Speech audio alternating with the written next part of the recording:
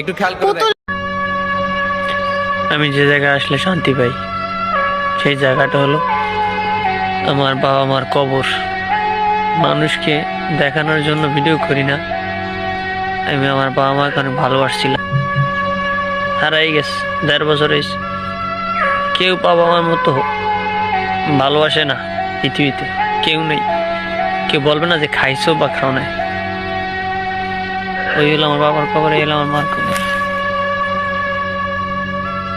পৃথিবীতে কেউ নেই আপন। টাকা পয়সা ছাড়া কেউই ভালোবাসে না, আর মা বাবা স্বার্থ ছাড়াই ভালোবাসে।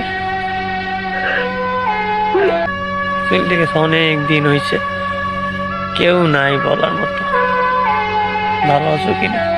দোয়া করি তাদের, আল্লাহ আমার বাবা মাকে ভালো রেখে জান্নাত বেশি করে। আমার মতো অবাগা কেউ নেই পৃথিবীতে। যাদের বাবা মা আছে, বাবা মাকে ভালোবাসবেন, কেউ কষ্ট দিবেন না। হারিয়ে গেলে খুঁজেও পাইবেন না।